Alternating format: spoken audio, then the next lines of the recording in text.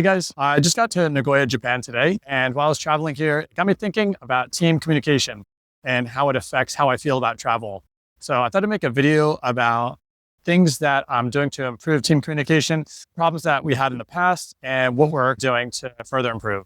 There are five main tools. So in this video, I'm going to also go over how we're using them and what the systems are that we use to make sure that everybody's using them correctly. So I'll start off with the initial problem.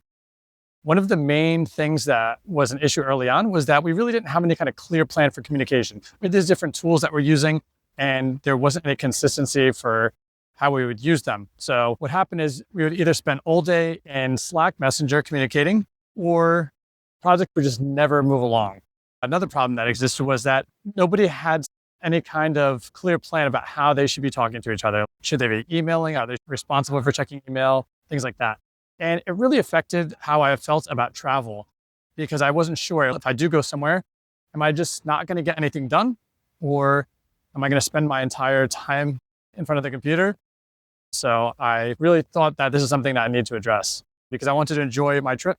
I also didn't want a lot of time to pass by where things would take forever to get done. I do like to move projects along. And if I'm always away and not really moving the projects along, then I won't feel great about traveling. So I'll go over the five main tools that we're using and how we're using them. The first tool that I'll go over is Slack, the main tool that we use for communicating and messaging within our team.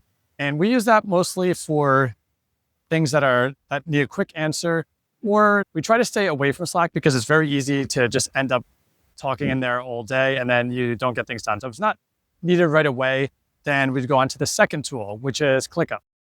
ClickUp is our project management software. It allows us to have asynchronous conversations, which is great because you can really batch your work together. You can have your focus time, and then you can switch over to ClickUp, handle your tasks, then get back to another project. So we try to use ClickUp for the majority of all the work that we're doing. And one thing that we're doing inside of ClickUp that I think is quite helpful is we try to give like a due date or a target date. They do have a due date inside the actual application itself, and we do add a due date in there, but we try to specify like how urgent it is. And that seems to be helping. The third tool that we're using is email. We use Google Workspace, and we use Gmail to how we're using ClickUp. So it is for asynchronous communication. And the good thing about email is that you can send it to multiple people. So in ClickUp, instead of creating multiple tasks for people, you can just send an email. It stays in their inbox until they handle it, and you can communicate with several people at the same time. So quite useful. Number 4 is Google Docs. So we use Google Docs, Google Sheets, and this is also great for asynchronous communication. So you can work on a project and you can just tag other people in there. And it's really nice because you get a notification inbox. You can take care of that whenever you want. You don't have to answer right away. And it still stays in there until you archive or close the email. And the fifth thing that we're using is Google Meet. So this is also part of Workspace and really nice. We were using Zoom for a while, but we switched over to Meet. Just really convenient.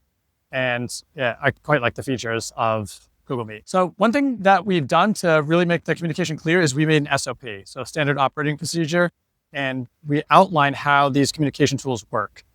And that's been really helpful because we get very specific about how that stuff works and what everybody's expectations are. I think it works really good for the entire team. We started off really simple with the SOP.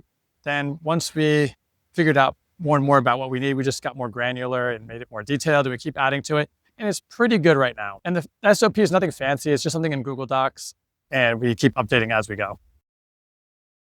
This is still a work in progress. We're still spending time figuring out what works. And during the quarterly reviews, we're always talking about how we can change things up, how we can get even better communication, how we can balance out the amount of the quiet time. The nice thing about our team is everybody's pretty much in the same time zone. So we're only maybe 2 hours apart. So that works out quite well if we ever need to communicate with each other. We can usually get answers pretty quickly.